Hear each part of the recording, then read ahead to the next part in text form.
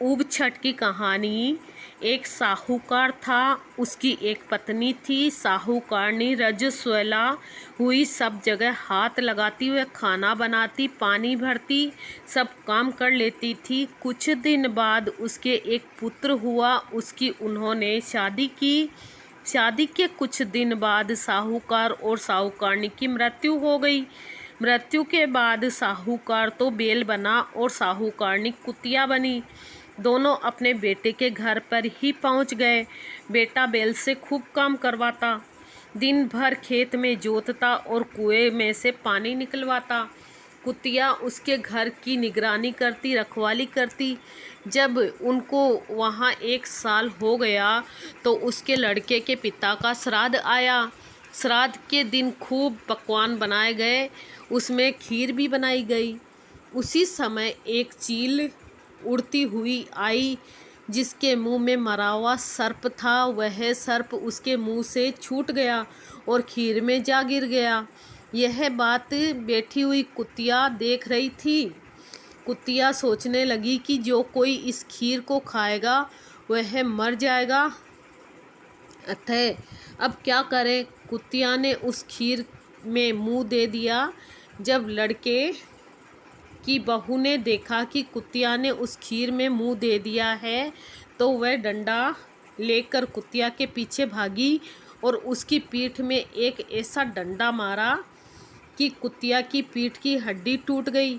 जब रात हुई तो कुतिया बैल के पास आई और बोली, आज तो तुम्हारा श्राद्ध था, तुम्हें तो खूब भोजन मिला होगा। बैल बोला, मुझे तो आज कुछ भी नहीं मिला, दिन भर खेत में ही काम पर लगा रहा। कुतिया बोली, आज श्राद्ध की खीर बनाई थी, उसमें चील ने सर्प डाल दिया।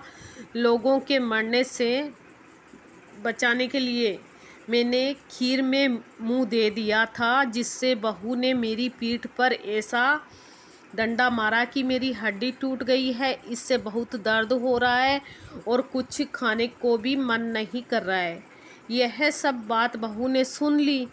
उसने कुतिया व बैल की सब बातें अपने पति से कही। तब लड़के ने ज्योतिषियों को बुलाकर पूछा कि मेरे माता पिता किस योनि में है। तब ज्योतिषियों ने कहा, तुम्हारे यहाँ जो बैल है वही तुम्हारे पिता है, और जो तुम्हारी यहाँ कुतिया है वह तुम्हारी माँ है। लड़का बोला, इनका उद्धार कैसे हो?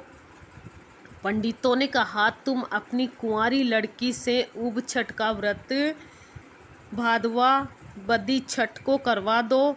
जब वो अर्घ देवे तब जहाँ से पानी गिरे वहाँ उन्हें खड़ा कर देना, उससे इनकी ये योनि छूट जाएगी। माँ राजस्वाला हुई, सब कुछ छूती थी, इसी कारण इनको ये योनि मिली। साहूकार के लड़के ने अपनी लड़की से व्रत करवाया। अर्घ का पानी बहकर छत की नाली से गिरा, वहाँ उन्हें खड़ा कर दिया। इससे उन दोनों को मोक्ष मिल गया। हे ऊब छठ माता, उनको मोक्ष दिया वैसा सबको देना। कहानी के कहने वाले, सुनने वाले और हुंकारा भरने वाले सबका भला करना। इसके बाद विनायक जी की कहानी कहते हैं। ऊब छठ का उद्यमन करने के लिए इसके उद्यापन में 8 प्लेटें या प्याले जो भी बांटना चाहे रखे। पाव पाव भर के 8 लड्डू रखने चाहिए, एक नारियल भी रखना चाहिए। फिर रोली से छींटा देकर हाथ जोड़े, नारियल, लड्डू और एक प्याला विनायक जी को दे देना चाहिए। बाकी व्रत वाली लड़कियों के घर भेज देने चाहिए या घर बुलाकर जिमा कर दे सकते हैं। आने वालों को तिलक लगाकर बर्तन दे दें। ये ऊब छठ माता ध्यान रखना।